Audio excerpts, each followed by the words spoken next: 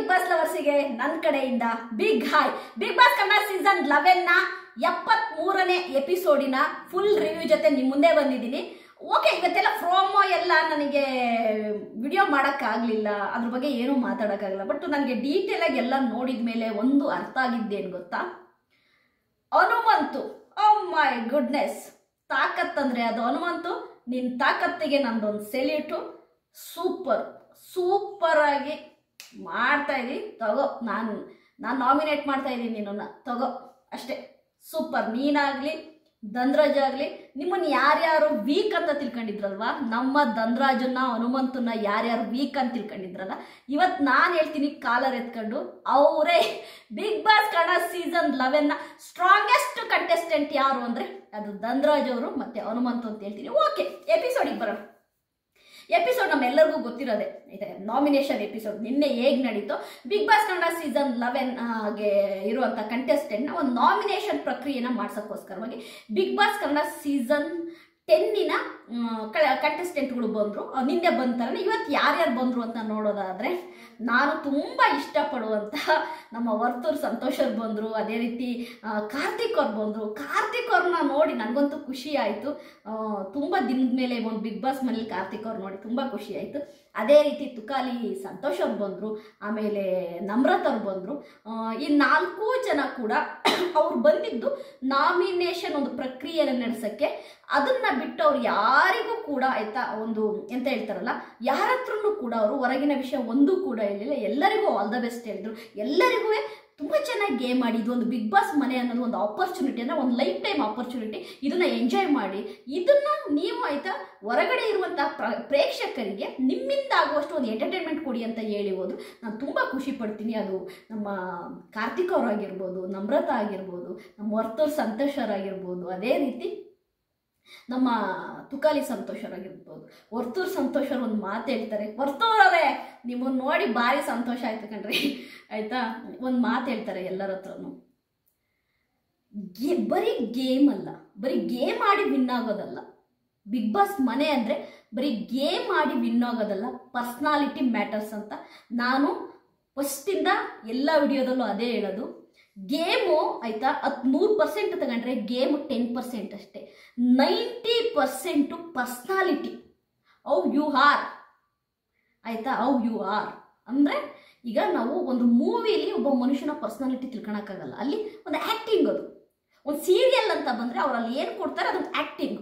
But ನಿಜ ಲೈಫನ್ನ ನಿಜವಾಗಿ ಆ ಮನುಷ್ಯ ಏನು, ಆ ಮನುಷ್ಯನ ಕ್ಯಾರೆಕ್ಟರ್ ಏನು ಅಂತ ನಾವು ತಿಳ್ಕೊಳಕ್ಕಿರುವಂಥ ಒಂದೇ ಒಂದು ಜಾಗ ಯಾವುದು ಅಂದರೆ ಅದು ಬಿಗ್ ಬಾಸ್ ಮನೆ. ಹಾಗಾಗಿ ಬಿಗ್ ಬಾಸ್ ಮನೆಯಲ್ಲಿ ನೀನು ಯಾರು ಅಂತ ತೋರಿಸ್ಕೊ, ನಿನ್ನ ರಿಯಾಲಿಟಿ ತೋರಿಸ್ಕೊ. ನೀನಿಲ್ಲಿ ಆ್ಯಕ್ಟ್ ಮಾಡಿದರೆ ನಿನ್ನ ಆ್ಯಕ್ಟಿಂಗನ್ನು ನಾವು ಮೂವಿಲೋ ಸೀರಿಯಲ್ಲೋ ಮುಂದೆ ನೀನೇನೋ ಒಂದು ಪ್ರೋಗ್ರಾಮ್ ಮಾಡಿದಾಗ ನಾವು ನಿನ್ನ ಆ್ಯಕ್ಟಿಂಗ್ ನೋಡ್ತೀವಿ. ಬಟ್ ಇದು ಆ್ಯಕ್ಟಿಂಗ್ ಮಾಡುವ ಮನೆ ಅಲ್ಲ. ನೀನು ಯಾರು ಅಂತ ನಿನ್ನ ನಿಜವಾದ ರೂಪವನ್ನು ತೋರಿಸೋದೇ ಈ ಮನೆ, ಸರಿನಾ? ಅದನ್ನು ತುಂಬ ಚೆನ್ನಾಗಿ ಹೇಳಿದರು ನಮ್ಮ ವರ್ತೂರ್ ಸಂತೋಷ್ ಅವರು. ಓಕೆ, ಇವತ್ತೆಲ್ಲ ಎಲಿಮಿನೇಷನ್ ಟಾಸ್ಕೇನೆ, ಸಾರಿ ನಾಮಿನೇಷನ್ ಟಾಸ್ಕು. ಎಲಿಮಿನೇಷನ್ ಅಲ್ಲ, ಎಲಿಮಿನೇಷನ್ಗೆ ಆಮೇಲೆ ಬರೋಣ. Nomination task.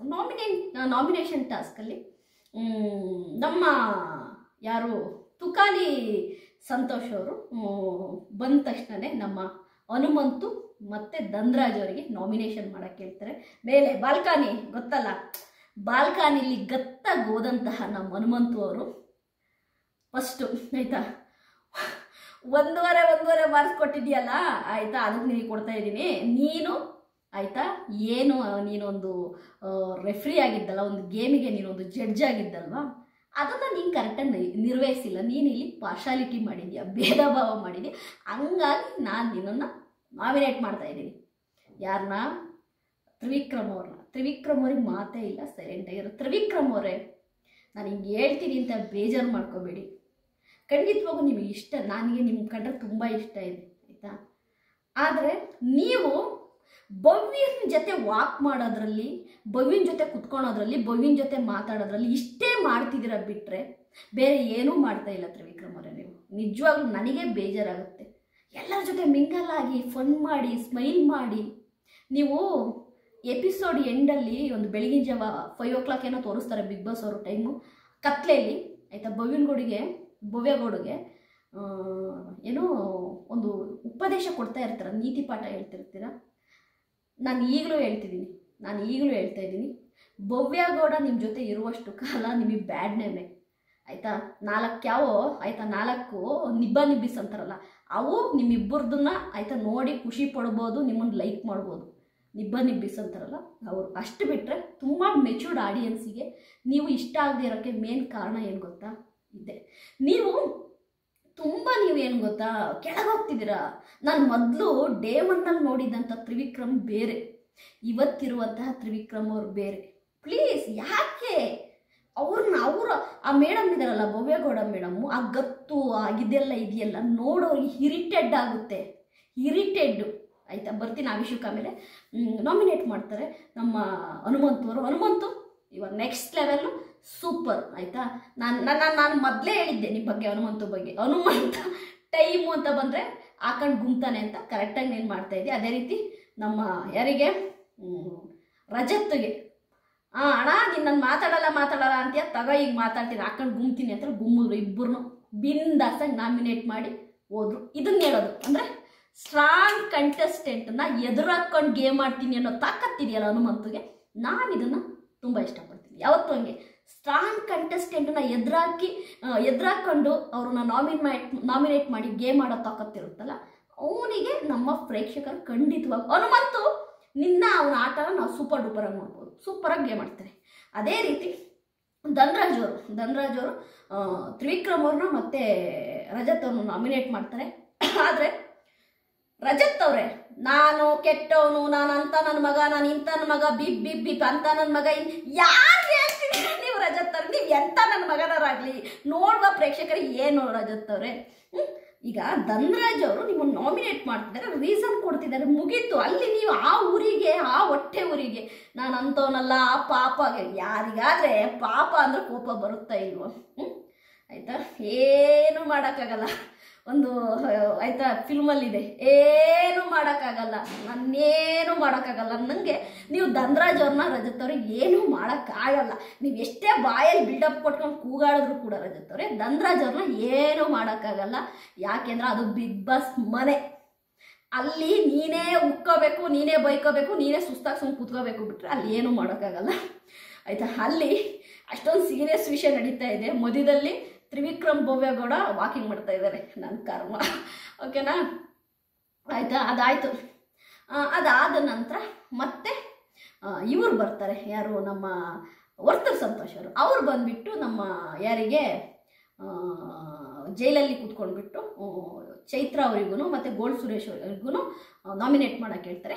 ನಮ್ಮ ಗೋಲ್ಡ್ ಸುರೇಶ್ ಅವರು ನಾಮಿನೇಟ್ ಮಾಡ್ತಾರೆ. ಅದೇ ರೀತಿ ಚೈತ್ರ ಕುಂದಾಪುರ ಅವರು ಪಾಪ ನಾಮಿನೇಟ್ ಮಾಡ್ತಾರೆ ಯಾರನ್ನ, ಭವ್ಯಗೌಡನ. ನಾಮಿನೇಟಿಗೆ ಅವರು ಒಂದು ರೀಸನ್ ಕೊಟ್ಟಿದ್ದಾರೆ, ತಗೋ. ಅದೇನು ಹಿಂಗೆ ಯಮ್ಮ, ಇದು ಎಂಥ ಚೆಲ್ ಚಪಾತಿ ಅಂದರೆ ಭವ್ಯಗೌಡ ನೋಡಿದರೆ ಇರಿಟೇಟ್ ಆಗುತ್ತೆ, ಆ ಥರ ಮಾಡುತ್ತೆ ಆಯಿತಾ. ಸಾಯಲ್ ಇದ್ರ ಬಗ್ಗೆ ಮಾತಾಡಿ ಪ್ರಯೋಜನ ಇಲ್ಲ. ಓಕೆ, ಅದಾದ ನಂತರ ನಮ್ಮ ವರ್ತೂರು ಮತ್ತು ನಮ್ಮ ತುಕಾಲಿ ಅವರು ಹೊರಗಡೆ ಹೋಗ್ತಾರೆ. ಅವರಾದ ನಂತರ ಬರೋದು ನಮ್ರತಾ ಅವರು ಬಂದುಬಿಟ್ಟು ನಮ್ಮ ಯಾರಿಗಪ್ಪ ಐಶ್ವರ್ಯಗೂ ಭವ್ಯಗೌಡನಿಗೂ ನಾಮಿನೇಟ್ ಮಾಡೋಕ್ಕೆ ಹೇಳ್ತಾರೆ. ಭವ್ಯಗೌಡ ನಾಮಿನೇಟ್ ಮಾಡೋದು ಯಾರನ್ನ, ಮೋಕ್ಷಿತನ. ನನಗೆ ಅನ್ಸೋದು ಭವ್ಯಗೌಡ ಆಯಿತಾ, ನಿನಗಿಂತ ಮೋಕ್ಷಿತ ಎಷ್ಟೋ ಬೆಟ್ರು. ಇಂಡಿವಿಜುವಲಾಗಿ ಗೇಮ್ ಮಾಡ್ತಾರೆ, ನೀನು ಕುತ್ಕೊಳೋದು ಆಯಿತಾ. ತ್ರಿವಿಕ್ರಮ್ ಪಕ್ಕ ಗೇಮ್ ಆಡೋ ತ್ರಿವಿಕ್ರಮ್ ಅವ್ರ ಜೊತೆ, ಓಡಾಡೋ ತ್ರಿವಿಕ್ರಮ್ ಅವ್ರ ಜೊತೆ, ಮಾತಾಡೋ ತ್ರಿವಿಕ್ರಮ್ ಅವ್ರ ಜೊತೆ. ನಿಂದು ಬೆಳಿಗ್ಗೆ ಡ್ಯಾನ್ಸಿಂದ ಹಿಡಿದು ರಾತ್ರಿ ಮಲಗೋ ತನಕ ನಿಂಗೆ ತ್ರಿವಿಕ್ರಮ್ ಬೇಕು. ತ್ರಿವಿಕ್ರಮ್ ಇಲ್ಲದೆ ನೀನು ಏನೂ ಮಾಡಲ್ಲ. ಅಂದರೆ ಬೆಳಿಗ್ಗೆ ಎದ್ದೊಂದು ಸಾಯಂಕಾಲ ಮಲಗೋ ತನಕ ನೀನು ತ್ರಿವಿಕ್ರಮ್ ಬರಬೇಕು. ನಿನಗೆ ಅಷ್ಟು ಮಾತು ಬರ್ತವೆ ಅಂದರೆ ಸಿಂಗಲ್ಲಾಗಿ ಸಿಮ್ಮುತ್ತರ ಗೇಮ್ ಮಾಡ್ತಿರೋ ಮೋಕ್ಷಿತನು ನಿನ್ನ ಬಗ್ಗೆ ಎಷ್ಟು ಮಾತು ಬರಬೇಕು. ಅದು ಮೋಕ್ಷಿತ ಏನು ಮಾಡಿದ್ರೆ ಗೊತ್ತಾ, ನಿನ್ನ ಕರ್ಮ ನೀನು ನಾಮಿನೇಟ್ ಮಾಡಿ ಹೋಗುವಂತಂದ್ರು. ಯಾಕೆಂದರೆ ನಿನ್ನ ಬಗ್ಗೆ ಅವ್ರಿಗೆ ಮಾತಾಡೋಕ್ಕೆ ಇಂಟ್ರೆಸ್ಟ್ ಇಲ್ಲ. ಓಕೆನಾ, ಓಕೆ. ಅದಾದ ನಂತರ ಚೈತ್ರ ಕುಂದಾಪುರ ಅವ್ರನ್ನ ನಾಮಿನೇಟ್ ಮಾಡ್ತೀಯ. ನಾಮಿನೇಟಿಗೆ ಕರೆಕ್ಟಾಗಿ ರೀಸನ್ ಕೊಡೋಕೆ ಗೊತ್ತಿಲ್ಲ, ಕುಡ್ದಾಡ್ತೀಯ ಹಂಗೆ ಟಾಟ್ ಏನೇನೋ ಅಂತ. ಯಾವುದು ನಾನು ಹೀಗೆ, ನಾನು ಹಂಗೆ, ಏನದು ಸರಿಯಾಗಿ ಚೇಂಜ್ ಚಪಾತಿ ಕರ್ಕೊಂಬಂದು ಬಿಟ್ಟಿದ್ದೀರಾ ಬಿಗ್ ಬಾಸ್ ನೀವು. ಓಕೆ, ನನಗೆ ಅವ್ರ ಬಗ್ಗೆ ಮಾತಾಡೋಕ್ಕೆ ಇಂಟ್ರೆಸ್ಟ್ ಇಲ್ಲ, ಸರಿ. ಅದಾದ ನಂತರ ನಮ್ಮ ಕಾರ್ತಿಕ್ ಅವ್ರು ಬರ್ತಾರೆ. ಕಾರ್ತಿಕ್ ಅವ್ರು ಬಂದು ಏನು ಮಾಡ್ತಾರೆ ಅಂದರೆ ಕ್ಯಾಪ್ಟನಿಗೆ ಹೇಳ್ತಾರೆ ಡೈರೆಕ್ಟ್ ನಾಮಿನೇಷನ್ ಮಾಡೋಕ್ಕೆ. ಡೈರೆಕ್ಟು ಅಂದರೆ ನಮ್ಮ ನಿಮಗೆಲ್ಲ ಗೊತ್ತಿರೋದೆ, ಗೌತಮಿಯ ಡೈರೆಕ್ಟ್ ನಾಮಿನೇಷನ್ ಮೋಕ್ಷಿತ, ಇದು ಎಕ್ಸ್ಪೆಕ್ಟೆಡ್. ನಾನು ತುಂಬ ಎಕ್ಸ್ಪೆಕ್ಟ್ ಮಾಡಿದ್ದೆ. ಯಾಕೆ ತುಂಬ ಎಕ್ಸ್ಪೆಕ್ಟ್ ಮಾಡಿದ್ದೆ ಅಂದರೆ, ಗೌತಮಿ ಏನೇ ನಗುತ್ತಾ ಮಾತಾಡಿದ್ರು ಕೂಡ ಗೌತಮಿಗೆ ಒಳಗಡೆ ಕೋಪ ತುಂಬ ಇದೆ ಮೋಕ್ಷಿತನ ಮೇಲೆ, ಅದನ್ನು ತೋರಿಸ್ಕೊಳ್ತಾ ಇಲ್ಲ. ಬೇಕಾದರೆ ಮಂಜಣ್ಣ ಬೇಕಾದರೆ ಮರೆತು ಮೋಕ್ಷಿತನ ಹತ್ರ ಒಂದಾದರೂ ಒಂದಾಗ್ತಾರೆ, ಗೌತಮಿ ಒಂದಾಗಲ್ಲ. ಯಾಕಂದರೆ ಗೌತಮಿ ಒಳಗಡೆ ಅಷ್ಟು ನಂಜಿದೆ. ಗೌತಮಿ ನಮ್ಮ ಮೋಕ್ಷಿತನ ನಾಮಿನೇಟ್ ಮಾಡ್ತಾರೆ. ಮೋಕ್ಷಿತ ಯಾವುದೇ ಮಾತಾಡಲ್ಲ. ಮೋಕ್ಷಿತನ ತಲೆಯಲ್ಲಿ ಏನು ಗೊತ್ತಾ, ನೀನು ನಾನು ಎಕ್ಸ್ಪ್ಲನೇಷನ್ ಕೊಟ್ಟು ಅಲ್ಲಿ ಆಗಬೇಕಾಗಿರೋದು ಏನೂ ಇಲ್ಲ. ನೀನು ನಾನು ಏನೇ ಎಕ್ಸ್ಪ್ಲನೇಷನ್ ಕೊಟ್ಟರು ನೀನು ಅದಕ್ಕೆ ಇನ್ನೊಂದೇನೋ ನಾನು ಪಾಸಿಟಿವ್ ಪುಂಗವ್ ಅಂತಾರೆ, ನೀನೇನೋ ಒಂದು ಆನ್ಸರ್ ಕೊಡ್ತೀಯ, ಆ ಆನ್ಸರ್ ನನಗೆ ಬೇಕಾಗಿಲ್ಲ ಅನ್ನೋ ರೀತಿ ಏನೂ ತಲೆ ಕೆಡಿಸಿಲ್ಲ. ಎದ್ದೋಗ್ಬಿಟ್ಟು ಅವ್ರು ಸ್ನಾನ ಮಾಡಿದ್ರು. ಆಮೇಲೆ ನಮ್ಮ ಯಾರು ಕಾರ್ತಿಕ್ ಅವರು ನಿಮ್ಮೆಲ್ಲರಿಗೂ ಗೊತ್ತಿರೋಂಗೆ ಒಂದು ಅಂದರೆ ಏನು ಈ ಮನೆಯಲ್ಲಿ ಒಂದು ನನಗೆ ಗೇಮ್ ಚೇಂಜಿಂಗ್ ಮೂಮೆಂಟು ಅಂದಾಗ ಎಲ್ಲರೂ ಹೇಳ್ತಾ ಹೋದರು. ಇಲ್ಲಿ ನಾನು ಒಂದು ಹೇಳೋಕ್ಕೆ ತುಂಬ ಇಷ್ಟಪಡ್ತೀನಿ. ಗೇಮ್ ಚೇಂಜಿಂಗ್ ಅಂತ ನಾನು ಏನು ಕರಿತೀನಿ ಗೊತ್ತಾ? ಗೇಮ್ ಚೇಂಜಿಂಗ್ ಅಂದರೆ ಹೆಂಗಿರ್ಬೇಕು ಗೊತ್ತಾ? ತುಂಬ ಸ್ಟ್ರೈಟ್ ಫಾರ್ವರ್ಡ್ ಆಗಿ ತುಂಬ ಸ್ಟ್ರಾಂಗ್ ಕಂಟೆಸ್ಟೆಂಟ್ ಅಂತ ಮೆರಿತಿರ್ತಾರಲ್ಲ, ಅವರಿಗೆ ಫೇಸ್ ಟು ಫೇಸ್ ಟಕ್ಕರ್ ಕೊಡೋದಿದೆಯಲ್ಲ, ಅದು ಗೇಮ್ ಚೇಂಜರ್. ಇವತ್ತಿಂದ ಗೇಮ್ ಚೇಂಜ್ ಅಂತಲೇ ಇಟ್ಕೊಳ್ಳಿ. ಯಾಕೆ ಅಂತಂದರೆ, ಹನುಮಂತು ಮತ್ತು ಧನರಾಜ ಮಾಡಿದಂಥ ನಾಮಿನೇಟ್ ಏನಿದೆ, ಆ ನಾಮಿನೇಷನ್ನಿಂದ ತ್ರಿವಿಕ್ರಮು ಮತ್ತು ರಜತ್ ಒಳಗಡೆ ಉರಿತಾ ಇದೆ ಬೆಂಕಿ. ಆ ಉರಿತಿರೋ ಬೆಂಕಿಗೆ ಇವರಿಬ್ಬರನ್ನು ತುಂಬ ಟಾರ್ಗೆಟ್ ಮಾಡ್ತಾರೆ. ಇವರಿಬ್ಬರನ್ನು ಹೇಗಾದರೂ ಮಾಡಿ ಮನೆಯಿಂದ ಕಳ್ಸೋಕ್ಕೆ ಟ್ರೈ ಮಾಡ್ತಾರೆ. ಬಟ್ ನಾನು ಎಲ್ಲ ಪ್ರೇಕ್ಷಕರಿಗೂ ಒಂದೇ ಹೇಳೋದು, ನೀವು ಯಾವತ್ತೂ ಕೂಡ ನ್ಯಾಯದ ಕಡೆ ಇರಿ.